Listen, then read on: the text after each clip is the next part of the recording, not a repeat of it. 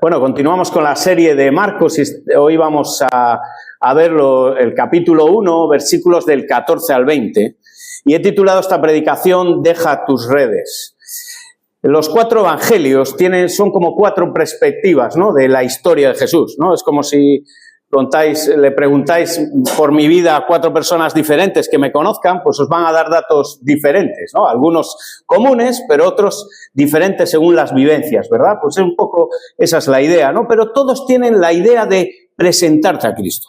El propósito del Evangelio es que conozcamos a Cristo, que conozcas a Jesús, que conozcas su vida, sus obras. Marcos en concreto es un Evangelio que está dirigido a los romanos, dirigido al occidente, dirigido a nosotros, a los europeos. Es el Evangelio en Europa, ¿no? Y nos habla de una dualidad sorprendente, de ese rey que viene a servir. Ese rey que tiene toda la autoridad, pero lo que viene es a servir a sus súbditos. Marcos el escritor, o Juan de sobrenombre Marcos, lo vemos en Hechos 12, era un chico que conocía el Evangelio y lo vemos allí en casa de su madre María, en lo que la iglesia se había convertido una de las iglesias más importantes en Jerusalén. Tenían siervos, eran de clase media alta y ellos habían aceptado a Cristo como su Salvador. Nos cuenta allí en Hechos 12 que cuando Pedro es liberado de la cárcel, él va a la casa de Juan Marcos. Y Juan Marcos era este chico que luego Pablo se lleva en el primer viaje misionero, junto con su primo Bernabé, primo de Juan Marcos. Y se van en el primer viaje misionero, pero este chico, Juan Marcos, no sabemos muy bien las razones, él abandona el viaje y se vuelve y se regresa. Se regresa, entonces él continúa su viaje y en el segundo viaje misionero su primo Bernabé dice: oye, Pablo, ahora nos llevamos a Marcos, ¿no?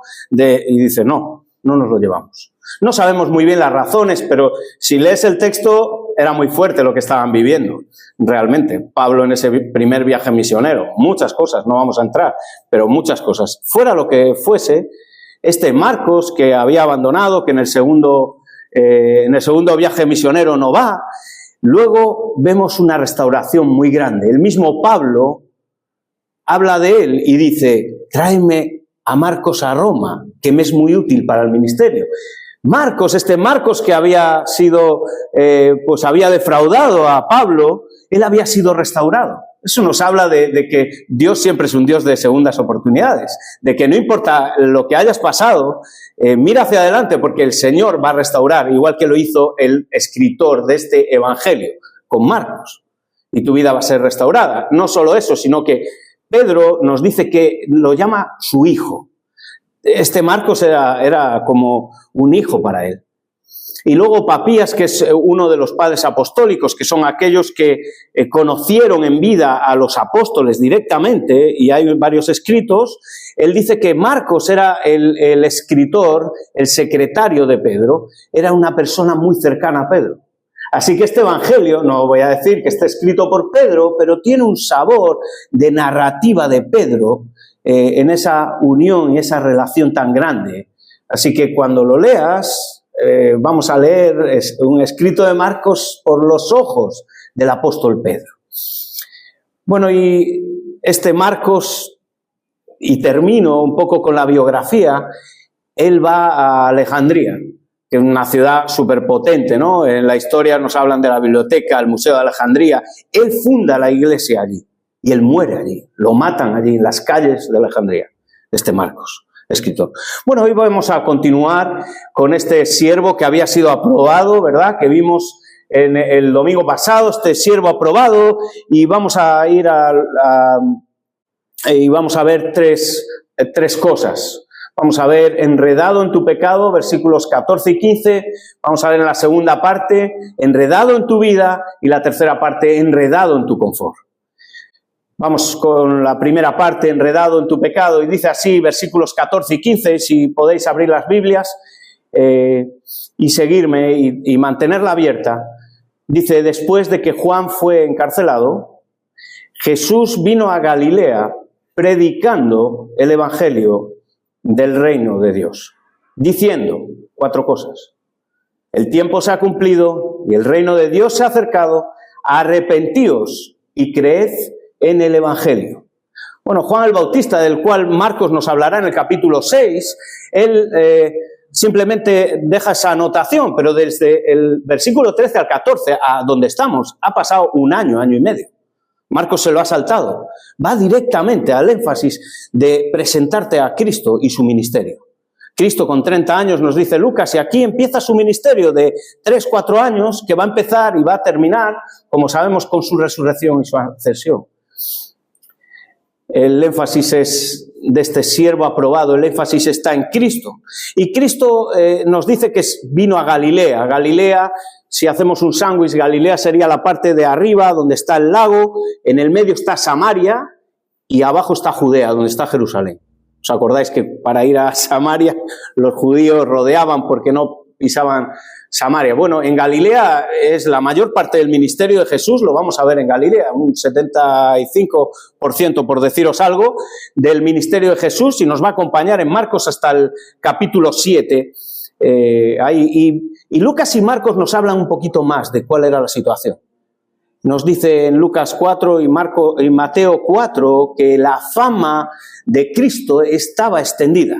Este Jesús que estaba predicando, él iba predicando por los caminos, él iba predicando por las ciudades, él iba enseñando en las sinagogas. Este es el que ahora Marcos nos dice que él iba predicando. Y cuando vemos eso, no solamente es el ministerio principal de Jesús, en la enseñanza y la predicación. No solamente eso, sino que era su estilo de vida. Él iba predicando. Y vemos muchos gerundios en Marcos, ¿verdad? Porque tiene un estilo muy dinámico. Y vino, y predicando, y diciendo, andando, lo vamos a ir viendo eso, ¿no? Ese ritmo y ese estilo dinámico. Pero Jesús, en ese estilo de vida continuo, él iba predicando y enseñando. Ese era su oficio principal. Y bueno, eso ya nos da una enseñanza de que nuestra imitación por Jesús, la predicación, la enseñanza y nuestro aprendizaje tiene que ser continuo también. En nuestra vida personal, como iglesia, debe ser central, porque Cristo lo hacía, y también debe ser con los demás. Debemos predicar el Evangelio a los demás como Él lo hacía. Y eso requiere leer. Y eso requiere tiempo. Y eso requiere estudiar. Porque si no, no podemos enseñar ni podemos predicar. Necesitamos aprender, hermanos. Y necesitamos leer. No ver en pantallas, dejar tanto eso y irnos y leer. Leer y estudiar la palabra. Y dice que fue predicando ¿lo qué? El Evangelio del reino de Dios. Bueno, en el original lo del reino no está, pero bueno, no distorsiona para nada, sería el Evangelio de Dios. Ese es el original. Pero para enlazarlo con el versículo 15, pues está muy bien, ¿no? Vino predicando el reino de Dios, no nos cambia nada, pero es el Evangelio de Dios. Bueno, y es singular, pero ¿qué es el Evangelio? Si yo te pregunto, ¿qué es el Evangelio? Pues seguramente que si preguntamos, dicen, pues a los que no son creyentes, pues la historia de Jesús, lo que hablan en las iglesias, el Evangelio es un mensaje religioso, pero aquí en este momento no tiene ninguna terminología religiosa. Es buena noticia. Es una buena noticia.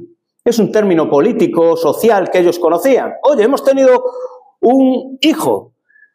Lleva el Evangelio de mi hijo, de que ha nacido mi hijo, a los demás. Se cuenta que el imperio griego fue amenazado por el imperio persa y hubo momentos de mucha tensión y hubo una guerra fundamental en la que los persas iban a acabar con ellos si vencían y se iban a apoderar de todo. Claro, el pueblo ¿cómo estaría? Pues como vemos en las guerras, ¿verdad? Esto no es tan antiguo. ¿Cómo está el pueblo? Pues nervioso. Está a ver qué es lo que pasa, qué es lo que sucede, ¿me van a invadir? ¿Qué es lo que pasa? Total, que los griegos ganan a los persas y entonces el capitán le dice, oye, toma este pergamino, este evangelio y llévalo a Atenas. Este soldado veloz recorrió los 42 kilómetros entre la ciudad de Maratón y Atenas. De ahí tenemos las maratones de 42 kilómetros. Porque este soldado fue corriendo con el evangelio de la victoria. Porque el evangelio y la buena noticia trae cambios para tu vida. trae mejoras para tu vida, trae una buena noticia que te va a afectar a todos los niveles. Ese es el Evangelio. Y el Evangelio no es simplemente un mensaje, el Evangelio es una persona. El Evangelio es Cristo, hermanos. Ese es el Evangelio. El Evangelio es la persona preciosa de Cristo. Es presentar a Cristo, es presentar a Jesús. Se trata además sobre Cristo, sobre que Él vino a restaurar, como hoy veíamos en el estudio, ¿verdad? Esa creación para hacer una nueva creación. Y es este nuevo Adán que viene a la tierra para vivir perfecto, una vida sin pecado, una vida en la que dijo cómo iba a morir y cómo iba a resucitar, y lo cumplió. Y luego Él resucitó, y luego Él ascendió, y Él cumplió el plan perfecto. Ese es el Evangelio, pero es un cambio liberador que trae esta noticia. Es un cambio liberador. Ahora, a veces hay que pensar qué no es el Evangelio, porque quizá tengas en esta mañana algún pensamiento, ¿no?, de qué es el Evangelio y que no sea. Lo primero es que no es un mensaje religioso. El Evangelio no es un mensaje religioso. No es un mensaje acerca de que te hagas adepto a una religión. No es un conjunto de cosas que tengas que obedecer o que tengas que hacer. Eso no es el Evangelio.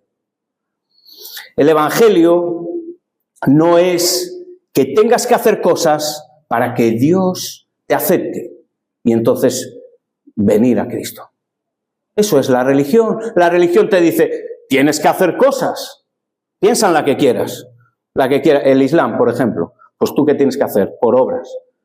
Y luego... y que la balanza, pero voy a hacer una cosa mala porque luego hago otra buena y voy balanceando para ganarme los méritos de Dios. El Evangelio no es eso. El Evangelio, como hoy leímos en el texto que puso Ceci, no es por obras. No es por obras, no hay nada que puedas hacer. Oye, la religión dice, haz para que puedas llegar a Dios. Y Cristo dice, ven que yo voy a hacer por ti y en tu vida. Y muchas veces como creyentes caemos en el error de si vemos a alguien que entra en la iglesia, pues viene alguien que no es creyente, o viene unos homosexuales, o viene una pareja que está viviendo sin casarse, o una persona que está metida en las drogas, y decimos, oye, esto es que tienes que cambiar, tienes que cambiar de vida, oye, esto no te va bien, eso no es el Evangelio. El Evangelio es vete a Cristo y Él va a transformar tu vida. Eso es el Evangelio. Cuando veamos a alguien, ¿qué es lo que necesitamos? Enfocarnos en su corazón. Eso es lo que hacía Jesús, ir al corazón, decir, necesitas a Cristo. Y luego Cristo hace la obra. No la haces tú porque no puedes tampoco hacerlo. Sino eso que es religión. Sacramentos, etcétera, etcétera. No podemos convertir el precioso Evangelio de Dios en unas obras simplemente. El Evangelio tampoco es un listado de cosas que debes creer, ni verdades incluso que debas conocer. No es tampoco un mensaje en el que hagamos énfasis en los beneficios. Y yo que llevo muchos años en ventas, es muy fácil ir a eso, ¿no? Convencer qué bueno es esto porque te va a ofrecer lo otro. Pero el Evangelio no es eso. No se enfoca en ningún otro beneficio que no sea que tu relación con Dios va a estar restaurada. Y Cristo es el beneficio del Evangelio. Y claro, si no eres creyente no lo entiendes, pero cuando eres creyente dices, sí, es el beneficio. El resto son circunstancias, son consecuencias de un Evangelio transformador que Dios luego bendice. Que luego Dios nos da paz, nos da gozo, a pesar de las circunstancias. Y Él mismo lo dice, en el mundo vais a tener aflicción, vais a sufrir por causa de mí. Eso es el Evangelio. El Evangelio no es la prosperidad, te va a ir fenomenal en la vida. Eso no es el Evangelio. Tampoco es nuestro testimonio el Evangelio. Aunque es cierto que nuestro testimonio podemos utilizarlo, lo que Dios ha hecho en nuestra vida, para hablar, pero no es el Evangelio. No es simplemente yo era de esta forma y ahora soy de la otra. Eso no es el Evangelio. El Evangelio es que Cristo vino a pagar el precio de tu pecado. Ese es el Evangelio. El Evangelio tienes un problema. Y normalmente el problema general, no sé si vosotros también lo tuvisteis, pero yo también lo tenía, es que me creía buena gente. Ese es parte del problema. Dices, yo soy mucho mejor que los otros. Yo soy un tío estupendo, fenomenal. Yo no hago mal a nadie. Ese es parte del orgullo. Yo no necesito a Dios, ¿no? Y es cuando conoces la belleza de Cristo. Es ahí cuando entiendes lo malo que eres. Y sigues siendo. Entiendes tu naturaleza y cómo puede ser que Dios te ha llamado de esta forma. Y además, el Señor Jesucristo nos dice que que el tiempo se ha cumplido. El tiempo se ha cumplido. Dios decidió venir a la tierra. El tiempo se ha cumplido. Ya todo lo que había pasado en el Antiguo Testamento iba a cumplirse ahí. Pero el tiempo está cumplido hoy para ti. Si hoy estás escuchando el Evangelio, el tiempo está cumplido hoy. Es un mensaje urgente. No es un mensaje para dejar para después. Es un mensaje con urgencia. ¿Qué piensas del Evangelio? El tiempo se ha cumplido en tu vida. Si escuchas el Evangelio, tienes que tomar una decisión frente al Evangelio. Eso es lo que Cristo estaba diciendo. Y este día de salvación es hoy. No esperes al mañana. El reino de Dios se ha acercado. Dios entre la gente. Es Jesús que viene a tu vida. Viene a recogerte, viene a buscarte, viene a buscar lo que se había perdido. No eres tú que vas a ningún lado, es Dios el que viene a ofrecerte una salvación preciosa, a una relación con Dios rota. Ese Dios que se ofrece como el camino, como la verdad y como la vida. Pero nosotros queremos llevar nuestro camino, nosotros tenemos nuestra verdad, nosotros tenemos nuestro Dios. Me decía estas Navidades un familiar mío, dice, no, si yo creo en Dios. Digo, sí. Dice, sí, pero en mi Dios, que al final soy yo. Yo me creo en mi Dios porque al final yo soy mi Dios, yo soy mi camino, yo soy mi verdad. Pero eso es lo que te lleva a la muerte.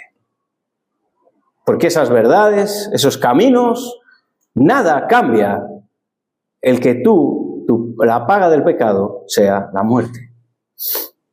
Nada lo cambia, pero Cristo sí lo cambia. Cristo sí cambia eso. Sí cambia y es un reino, ese reino que se acerca a tu vida es un reino espiritual. No es un reino natural, aunque hemos visto que un día lo será un reino físico, pero cuando Jesús dice, oye, el reino se ha acercado, quiere decir, Dios se ha acercado a ti. Dios viene a tener una reconciliación contigo que permite cambiar tu estatus de súbdito perdido fuera del reino a hijo del rey. Ese es el cambio que hace Dios, y ese se ha acercado nos da también un carácter universal. Esto es un mensaje para todos. Aquí estamos de muchos países, de muchas culturas. Es un mensaje universal. Y ese es el reino de Dios. Es Dios cambiándote, pero a nosotros nos gusta cantar la canción. No están nuestros hermanos mexicanos, pero hay una canción que yo no la conozco bien, ni tampoco canto muy bien, pero la de Sigo siendo el rey. Sí, pues esa es la que cantamos. Yo sigo siendo el rey, pero el reino de Dios se ha acercado para cambiar eso. Y ha llegado el tiempo de cambio, ese rey sin súbditos, ese rey que tiene hijos. Y es un mensaje claro y directo. Arrepentíos y creed en el Evangelio. Bueno, con el arrepentimiento también tenemos a veces, o puedes tener un concepto equivocado. A veces nos pensamos que es una autoflagelación el arrepentimiento, o un momento súper ultra triste en el que te vas a pasar por un duelo, en el que tienes que recoger una carga pesada y te piensas que ese arrepentimiento es que tú ves que no consigues relacionarte con el Señor, que eres pecador, que no puedes dirigir tu vida, al final el pecado rompe tu vida y te llenas de vergüenza y te llenas de tristeza y con eso te acercas al Señor. Pero arrepentirse puede conllevar cosas de esas, puede llevar tristeza, la palabra lo dice, pero no es vergonzoso arrepentirte. Arrepentirte es de valientes. Es una decisión valiente. Tiene que ver con una decisión sincera. Si quieres ser sincero contigo mismo, te vas a acercar al Evangelio.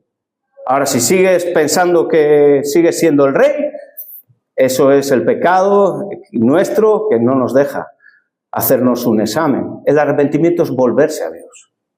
Es hacer un cambio de rumbo.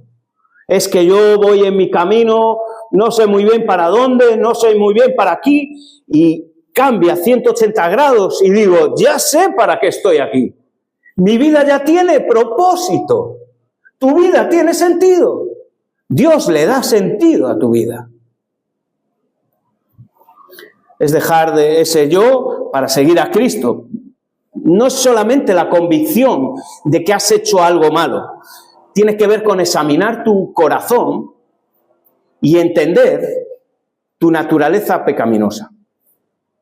Mirad, esto es bastante chocante, porque ninguna religión ni filosofía habla de una naturaleza pecaminosa.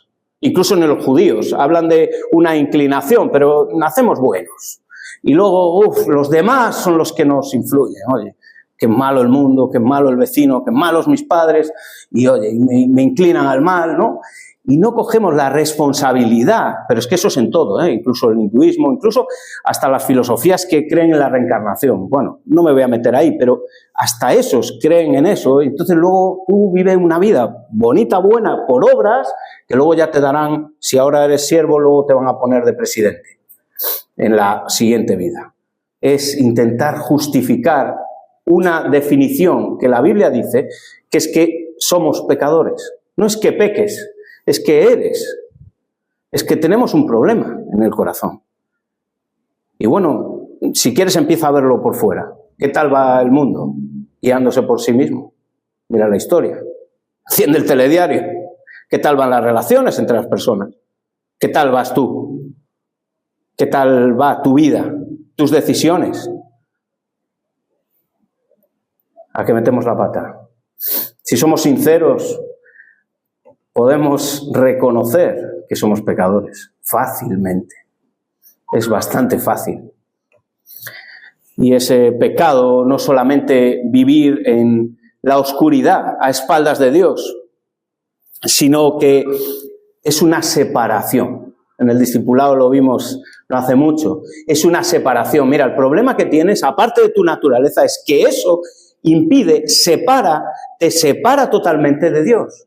No puedes tener ninguna relación con Dios. Y Dios, como vimos hoy, fue el creador del hombre.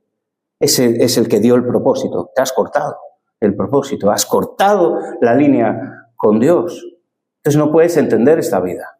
¿Cuál es el propósito? Entonces empezamos a buscar caminos y a buscar verdades. Dirá, spoiler, en Marcos 2, el Señor, los sanos no necesitan médico, sino los enfermos, los que saben que tienen la enfermedad. No he venido a llamar a los justos, a la buena gente, he venido a llamar a los que se saben pecadores. Eso es lo que dice el Señor, y esa paga del pecado, como dice Romanos 6:23, la paga del pecado es la muerte, mas la dádiva, el regalo de Dios es vida. Cristo lo que te ofrece es vida. Pero no solamente una vida eterna que va a venir, sino te ofrece ya la vida. Los que creemos en Él, lo vivimos y lo vemos y lo estamos comprobando. Tenemos vida cuando tienes relación con Dios. ¿Os acordáis en Juan 7? Está Jesús enseñando en el templo y entonces está por allí, van unos fariseos, se encuentran a una mujer en el acto del adulterio y se la traen allí. Dice, esta es la nuestra, ¿eh? Lo voy a contar, versión Albert habla hoy. Digo porque si no luego lo leéis. Y entonces llegan allí y dicen, ¿qué hacemos con este Jesús? Y Jesús se inclina y coge el dedo y empieza y dice la palabra que él estaba inclinado, escribiendo. No se sabe lo que, con el dedo. Dice, oye, según la ley de Moisés, la tenemos que apedrear. Tú eres muy bíblico, ¿no? Tú eres el que dices que eres el maestro de la ley. Oye, el que todo lo sabe, dinos, ¿qué? ¿Qué hacemos? ¿La apedreamos o no? Y entonces el Señor se levanta, después de que le insistiera mucho, y le dice: el que esté libre de pecado, que tire la primera piedra. Y se vuelve a agachar. Al cabo de un rato, él se levanta y está la mujer sola. Y Jesús dice: ¿dónde están los que te acusaban? ¿Dónde están? Se han ido. ¿Por qué? Porque tienen pecado. Y Cristo, que estaba sin pecado, ¿qué es lo que hizo? Hermano, ¿qué hizo? La apedreó, porque él podía apedrearla. Le dijo: vete, arrepiéntete y no peques más. Cristo lo que quiere es perdonar. Él viene con misericordia, con amor. Ese dedo que escribió las tablas de la ley del pecado que nos condena, ese mismo dedo escribía lo que fuera en la tierra diciendo: yo no te condeno. Y la mujer se fue y con el mensaje del Evangelio. Pero hay una obra sobrenatural en esto. Mira, si te piensas que yo te voy a convencer desde aquí, o por mucho que podamos hablar, es una obra sobrenatural. Dios te habla a ti personalmente. Puede usar la predicación, por supuesto que la usa. Usa la palabra, usa la predicación, usa la enseñanza, usa una amistad, usa un montón de cosas a través de su Evangelio. Pero a través de su Evangelio. Es como puedes reconocerle. Pero es una obra sobrenatural.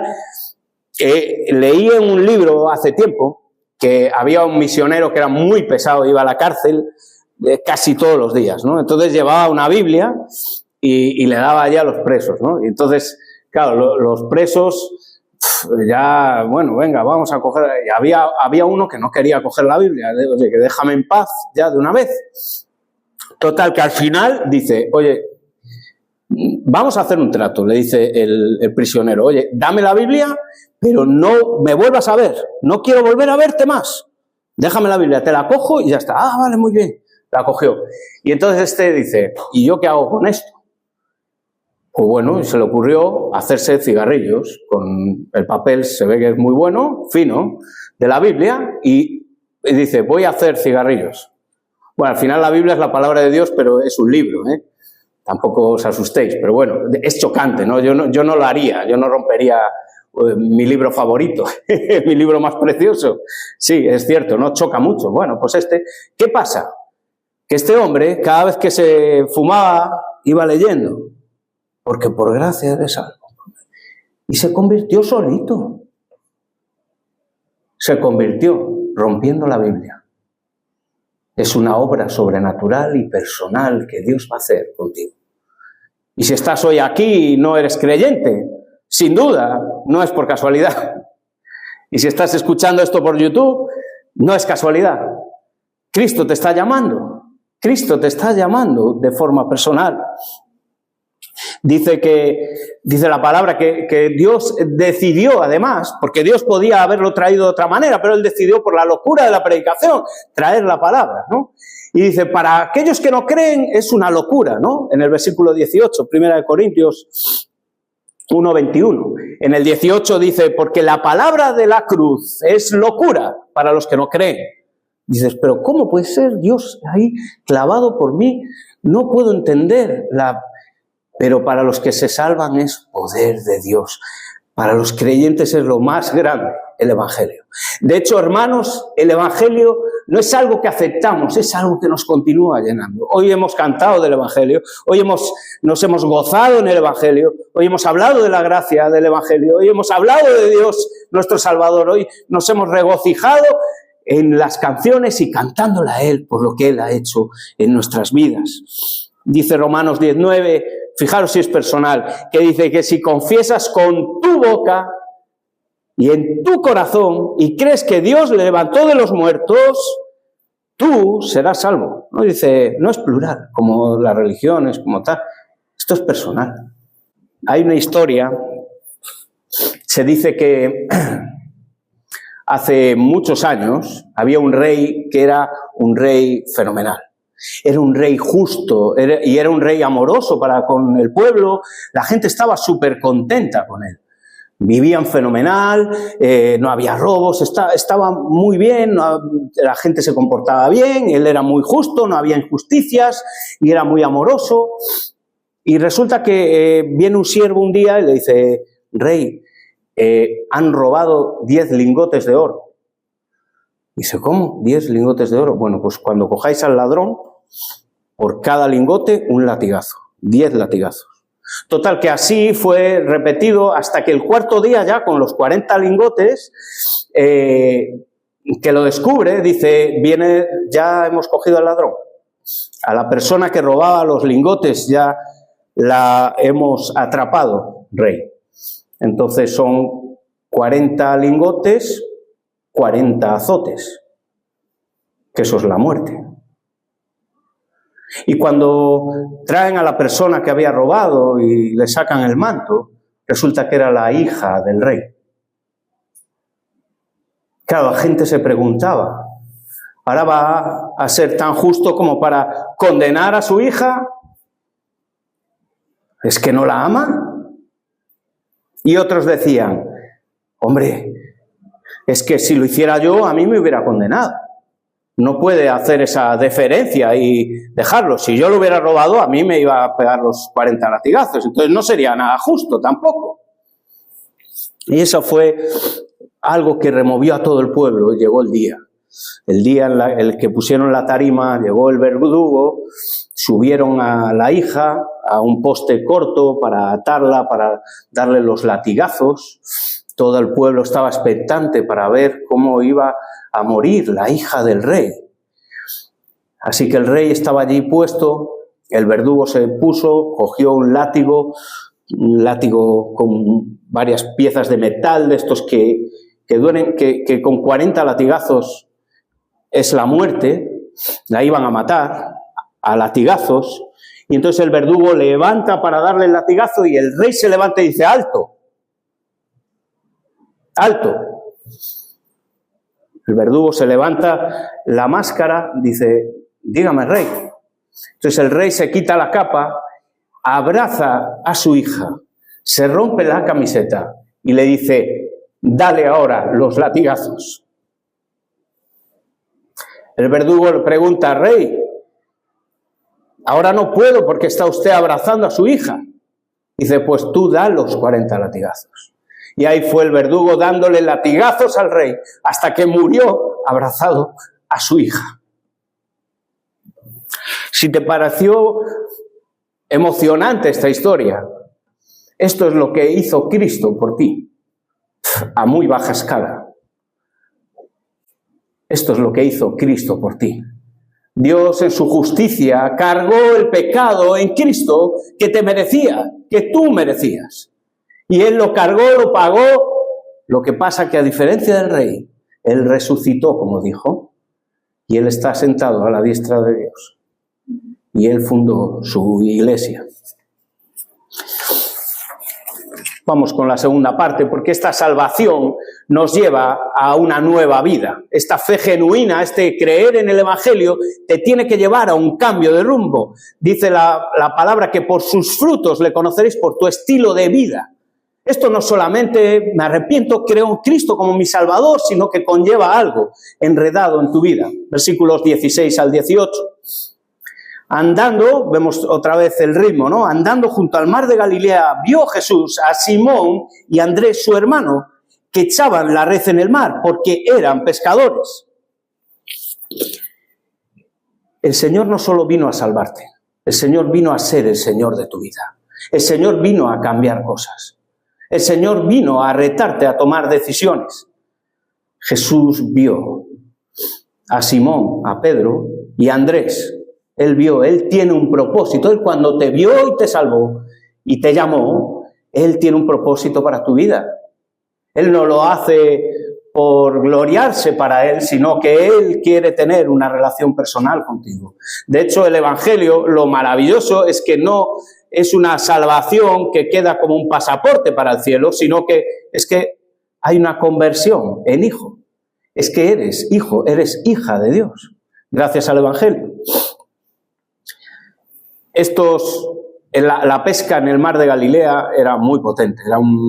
Ellos, además, Simón y Andrés, habían venido de Betsaida a Capernaum, que allí tenía una casa Pedro, y ellos pescaban y oye, eso daba dinero. Y ser un buen pescador era difícil, porque era un negocio muy complicado. El tipo de pesca, además, que hacían allí, se metían en el agua cuando tenían que meter las redes, se tenían que capuzar. La mejor pesca era de noche, entonces no dormía. Es difícil, ¿no? Y ellos tenían ahí su negocio, pero les iba bien. Era un negocio que, si tú funcionabas, te iba bien de pesca. Nos dice todos los relatos históricos que era una de las más importantes fuentes de ingreso de esa zona, ¿no? Y tener también a los fenicios al lado, comercio, bueno. Jesús, recordáis a los 12 años, cuando sus padres le buscaban, que se había perdido, José y María, dice, ¿dónde está? Y estaba allí enseñando, 12 años. Bueno, es que Él es Dios, claro. Enseñando. Y ellos se maravillaban. Y dice, en los negocios, ¿de qué? De mi Padre tengo que estar.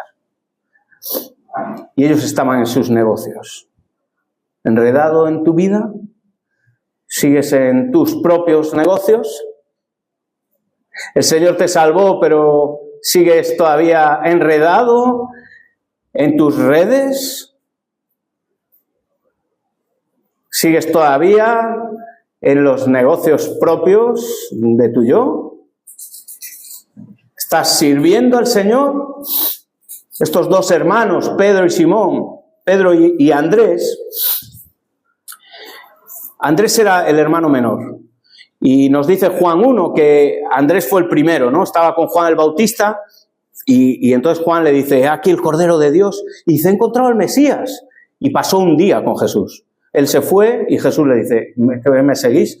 Junto con otros más, creo que Felipe y una serie de discípulos más. Y pasaron un día. ¿Dónde te quedas? Y pasaron la noche, el día con Jesús. Y Andrés llegó a su hermano Pedro y le dice, he encontrado al Mesías. Digo, que he encontrado al Mesías prometido. Este Andrés que hace un servicio en segundo plano en los apóstoles.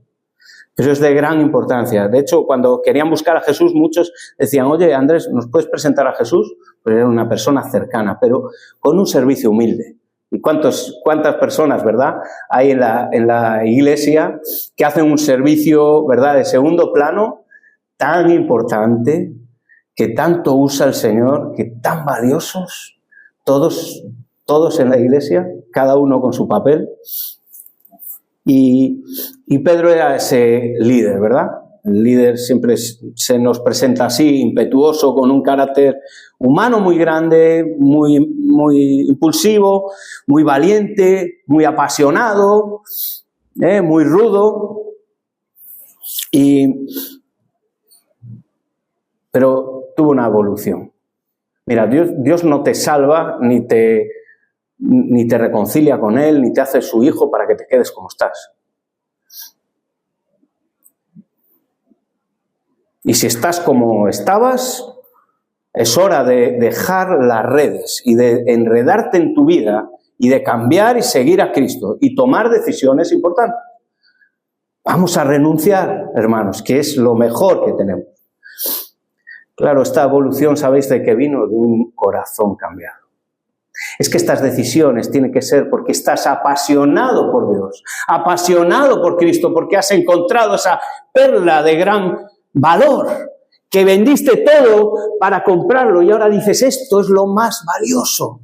Es ese tesoro escondido que tú sabes que está en un terreno y vendes todo para comprar el terreno porque has recibido ese tesoro precioso del Evangelio.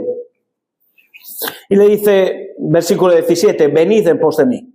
Venga, los vio, venid en pos de mí. Bueno, yo no sé si vosotros tuvierais que elegir con quién ir a hacer vamos a ponerlo en términos modernos, una salida evangelística o una clase teológica seria, si escogerías a estos dos pescadores. Porque nosotros normalmente pues buscamos, ¿no?, el currículum. Cuando tienes que hacer una entrevista de trabajo, ves el currículum, oye, es importante la experiencia cero. También, ¿qué es importante? El conocimiento. Bueno, es cierto que tenían cierto conocimiento bíblico del Antiguo Testamento, pero muy cortitos de educación. los apóstoles, 12 hombres muy comunes, muy normales. Muy normales. Quizás sean las actitudes, pues no precisamente. De hecho, Pedro le pasó muchas malas pasadas su carácter, ¿no? Y lo vamos a ver durante el Evangelio. Bueno, así que, como dice 1 Corintios 1, de lo necio, de lo normalito, de lo débil, escogió Dios para avergonzar a los sabios. Dios no viene a escoger personas súper sabias, sino que viene a escoger de lo normal. De lo normal. Es cierto que luego el Evangelio es recogido, por ejemplo, en los premios Nobel, vemos que la mayoría, sobre un 70% de los premios Nobel son creyentes, hay gente que tiene mucho conocimiento, pero también uno de los grandes escritores ateos se convirtió y todos los libros que tenía el ateísmo al final descubría a Dios. Fíjate, estando allá, o sea, hay testimonios tremendos de gente muy preparada, pero en Hechos 4, además, esto es una evolución, porque aquí ya lo vemos que son pescadores, ¿no? Aquí entran a cuerpo descubierto, ¿no? Como los coge Jesús tal cual, ¿no? Pero es que es así el Evangelio. Por eso decíamos antes, no tienes que hacer nada, tú vete, es el Señor el que va a hacer la obra en ti y es el que la va haciendo, porque lo vamos viendo, los que llevamos tiempo caminando con Cristo, vamos viendo que no es por nosotros, sino que es por su gracia, que va trabajando en nuestras vidas. Dice en Hechos 4, al principio de la iglesia, que viendo a Pedro y a Juan predicando y los comienzos de la iglesia, dice que veían que eran hombres vulgares y sin ninguna preparación, y se maravillaban y decían, oye, ¿y estos cómo es que hablan así si son pescadores de toda la vida? Y reconocían que habían estado con Jesús. Esa es la característica que tenemos que tener los creyentes que caminamos con Jesús. Que se reconozca que andamos, que caminamos con Jesús. No tiene que ser ven en pos de una religión, no es ven en pos de nuestra iglesia, ven en pos de un mensaje, ven en pos de mí. Tienes que seguir a Cristo, es dejar tus redes. ¿Estás siguiendo a Cristo o estás negociando con Cristo? Porque ellos podían decir, bueno, Jesús, bien, te sigo, pero déjanos pescar los martes y jueves. Y luego ya, si eso, lunes, miércoles, podemos hacer algo de estudio bíblico y luego el sábado voy a ver tal, el domingo cuando no haya fútbol, entonces voy, ¿qué te parece? ¿No? Es una vida con Él. Es que tenemos a veces el concepto, además, de que la vida cristiana tiene que ver con los servicios religiosos, con hoy. La vida cristiana es 24/7, es todos los días. Estás tomándote una cerveza con un hermano, es que está Dios ahí, en lo bueno, en todo lo que ves bueno. No es una cuestión religiosa, es una cuestión de vida y vida en abundancia. Para mí el vivir es Cristo. Cambia esa mentalidad. Así que no tenemos esa excusa de, no, yo es que no conozco mucho, no. ¿Lo veis? Pedro, Andrés, ya no te vale. No, es que yo sé poco de la Biblia. Bueno, pues prepárate, pero sigue a Cristo. Eso es lo que hay que hacer. Y luego Él va a poner los lugares, Él va a cambiar tu corazón. Y dejando, le siguieron, versículo 18, le siguieron. Pero no le siguieron a lo loco, porque igual tú ves aquí y dices, bueno, venía Jesús y entonces de repente le dice, oye, vente para acá. Y dice, bueno, pues no tengo otra cosa que hacer o tengo deudas, dejo no sé qué y me voy con Jesús. A ver qué pasa. No es así. Aparte del encuentro que os dije de Andrés, que habían hablado ya, que ya conocían a Jesús, en este nos habla de este encuentro y nos da más datos. ¿Vale? No es simplemente que Dios va y determina y coge y hace... No. Aquí hay una decisión también del hombre, hay una decisión de Pedro. Claro, tú ves aquí que ellos, la decisión es seguirle, le siguen, pero no a lo loco. Los que tenemos fe, no es una fe a lo loco. A ver si me toca la lotería, eso no es fe. Nosotros tenemos una fe sólida en conceptos. La fe se entiende, se comprende. No es una fe religiosa, mística, sino que se entiende, ¿eh? Es una fe sólida. Y ahí se nos habla de que fue Jesús allí a la playa Y entonces él le dice a Pedro, oye, déjame en la barca. Entonces se subió a la barca, eso seguro que lo conocéis, y él estaba predicando desde la barca. Había un montón de gente en la playa y él predicando. Pues es en este momento. Y entonces luego termina y le dice, oye, ven para acá, Pedro, ven para acá, mira que... Y le dice Jesús, saca la barca allí al hueco, ahora que son las 12 del mediodía, y echa las redes por la derecha. Entonces, Pedro, ¿qué debió decir? Porque ahí no lo dice, pero esto es cosa mía. Y lo que sí dice es, pero si he estado toda la noche pescando, ¿qué es lo que quería decir? Mira, ¿me vas a dar tú a mí lecciones sobre mi vida, sobre quién soy? ¿Me vas tú a dar lecciones? Total, que al final dice, espérate, que ahora te voy a demostrar yo que no vas a coger ni un chanquete. Total, que se tira, porque además en esas horas no es cuando se pescaba por la noche. Y entonces va, saca las redes, levanta y llega a la playa y ¿qué le dice? Tenías razón, se arrodilla y dice, ten misericordia de mí, pecador. Pedro se había arrepentido, había tomado un cambio, un giro en su vida para seguir a Cristo. Y esto que vemos aquí, que le siguió, no es una fe loca de que se va con Cristo, es una fe que había comprendido que era lo más maravilloso y la persona y el Mesías, el Hijo de Dios, y que su vida iba a tener un propósito. Y a partir de ahí le siguió. ¿Has vuelto a enredarte en tu vida? Y vamos a la última parte, enredado en tu confort, versículos 19 y 20. Dice, pasando de allí un poco más adelante, vio a Jacobo, hijo de Zebedeo, y Juan, su hermano, también ellos en la barca, que remendaban las redes. Y luego los llamó, y dejando a su padre, Zebedeo, en la barca con los jornaleros, le siguieron. Bueno, si bien vimos en la primera parte que el arrepentimiento y fe y la salvación, ¿verdad?, es dejar el enredo del pecado, ahora acabamos de ver que tiene que ver con un señorío de Cristo, que Cristo sea el Señor de nuestras vidas, y ahora vamos a ver enredado en tu confort. Porque puede ser que estés atrapado en una vida religiosa después del tiempo. Bueno, Jacobo y Juan junto a Pedro iba a ser, digamos, los tres, el trío más importante en cuanto a la relación con Cristo, y lo vamos a ir viendo a lo largo de las predicaciones de Marcos. Viven cosas, son muy cercanos y viven situaciones con Cristo que no viven los otros discípulos. Tres pescadores, estos los hijos del trueno, estos que tenían la vida solucionada.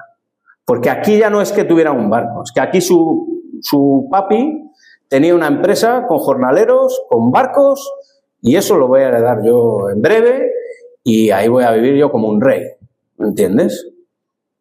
Hombre, es que vamos a ver qué es lo que yo quiero hacer de mi vida. ¿Están tus planes alineados o estás enredado en el confort poniendo todos tus planes en tus manos o estás poniéndolas en las manos de Cristo? ¿Estás renunciando a tu confort para tomar decisiones en cuanto a lo que quieres hacer en la vida alineado a Dios? Cuando Jesús, en Lucas hay un encuentro en el que varios discípulos le dicen, Señor, le seguían, Señor, yo te voy a seguir siempre, ¿os recordáis? Y hay varias excusas. Y le dice Jesús, el Hijo del Hombre no tiene donde recostar la cabeza, diciéndole, te estás emocionando mucho. Y yo no digo que las emociones no sean importantes, porque lo son, somos emociones. ¿Qué os voy a decir yo? Pero tienes que saber el precio. Tienes que saber la renuncia. Tienes que saber que la vida cristiana es radical. Y esto no nos gusta, pero es así, hermanos. Y tenemos que ser radicales. Tenemos que trabajar en nuestro corazón. Satanás y el mundo y nuestra propia naturaleza nos retraen a una vida de confort, a una vida cristiana acomodada. Y los que ya llevamos tiempo, pues más complicado. y luego le ponía la excusa, tengo que enterrar a mi padre, espera que arregle mis cosas, luego te sigo, espérate.